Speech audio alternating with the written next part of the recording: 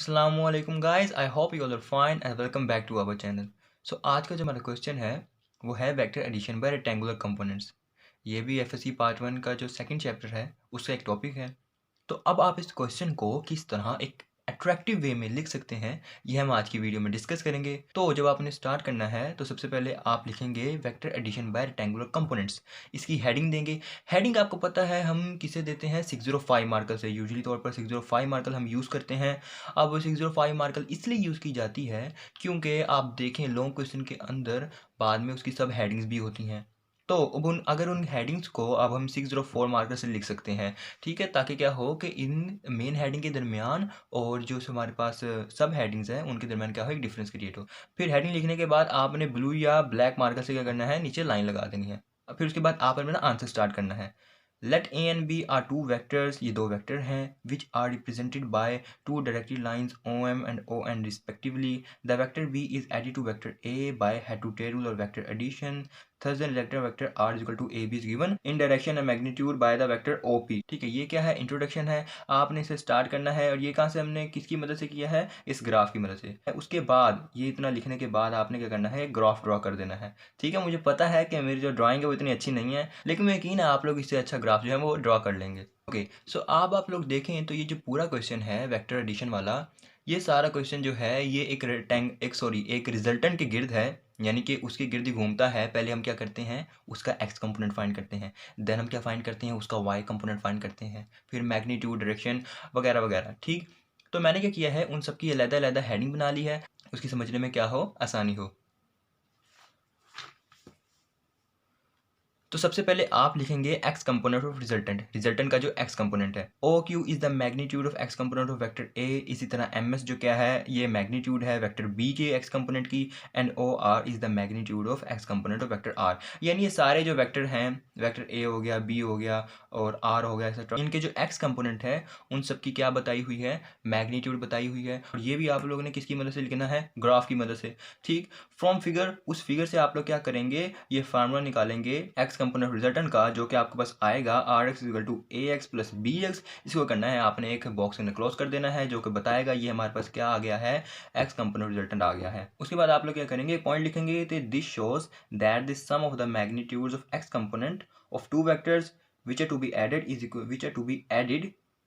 is equal to the x component of the resultant। तो यहाँ तक आपने एक्स कंपोनेंट के बारे में लिखना है। उसके बाद आप किसके बारे में लिखेंगे, वाई कंपोनेंट के बारे में। ओके, वाई कंपोनेंट और रिजल्टेंट आपने उसकी हेडिंग देनी है। वाई कंपोनेंट रिजल्टेंट में क्या होगा, बिल्कुल जिस तरह हमने एक्स कंपोनेंट को लिखा था उसी तरह हम किसको लिखेंगे, हमारे वाई कंपोनेंट को लिखेंगे। यानी a y b y are the y components of vectors A b and r and the magnitudes are given by lines q m s p and r p. ये भी आप क्या करेंगे, ग्राफ की मदद से आप ये लिखेंगे। तो उसके बाद आप लिखेंगे फ्रॉम फिगर। उसके बाद फ्रॉम फिगर से आप जो रिजल्टेंट है उसका वाई कंपोनेंट निकालेंगे, जो कि आएगा R Y equal to A Y plus B Y. Same X component की तरह आपने क्या करना है, इसका भी पॉइंट लिखना है कि this shows that sum of the magnitude of Y component of two vectors is equal to the magnitude of Y component of resultant. अब आप लोग सोच रहे होंगे कि यार बुक पे तो बहुत छोटा लिखा हुआ है, इसने पता नहीं क्या क्या लिख दिया है। तो देखें, ऐसी बात बिल्कुल नहीं है। तो ऐसी कोई बात नहीं है, जो बुक पर लिखा हुआ है वही मैंने लिखा है। एंड सेकंड थिंग ये, तो मैंने कुछ ई बुक से भी ज़रा हेल्प ले ली थी इसको लिखने में, ताकि जो हर पॉइंट है वो अच्छी तरह क्या हो जाए, क्लियर हो जाए, वाजे हो जाए। तो आप टेंशन ना लें, आप ये भी लिख सकते हैं क्योंकि ये भी वही है जो बुक पर लिखा हुआ है। ओके, एक्स कंपोनेंट और वाई कंपोनेंट फाइंड करने के बाद आपने किसके बारे में लिखना है, रिजल्टेंट के बारे में। कि since r x and r y are the rectangular components of resultant vector r, इन सब फार्मूला लिखेंगे कि r is equal to are x i plus are y j cap. R x और आर वाई की value put करने के बाद आपके पास क्या आ जाएगा, ये रिजल्टेंट की वैल्यू आ जाएगी। ठीक है, अब आप हेडिंग देंगे magnitude of the resultant, resultant की मैग्नीट्यूड। ठीक है, मैग्नीट्यूड फाइंड करने के लिए आप जो है वो पाइथागोरस थ्योरम जो है उसके स्टेप भी जो है लिख सकते हैं। बट अगर वो ना लिखना चाहें तो आप सिंपल क्या लिख सकते हैं, R is equal to are X square plus are Y square whole under root, और उनकी वैल्यू पुट करने से बाद आपके पास क्या आ जाएगा, जो रिजल्टेंट है उसकी मैग्नीट्यूड आ जाएगी। सो ये हमारे पास क्या आ गई, रिजल्टेंट की मैग्नीट्यूड आ गई है। उसके बाद हेडिंग देगी direction of the resultant, resultant की डायरेक्शन। जो रिजल्टेंट की डायरेक्शन है उसके लिए आपको पता है फार्मूला होता है tan theta is equal to R Y और आर एक्स। इसको सोल्व करने के बाद आपके पास रिजल्टेंट की जो आ जाएगी डायरेक्शन, वो होगी theta is equal to tan inverse A Y plus B Y over A X plus B X. तो ये जो खाली जगह यहाँ पे आपको नज़र आ रही है ये कुछ भी नहीं है, ओके, यही क्या हो गया था कि मैंने यहाँ पे मैंने यहीं से अपना जो है अगला स्टेप स्टार्ट करना था और वो गलती से मैंने अगले पेज से स्टार्ट कर दिया है। तो आपने क्या करना है, आपने अगला स्टेप जो है वो यहीं से स्टार्ट करना है।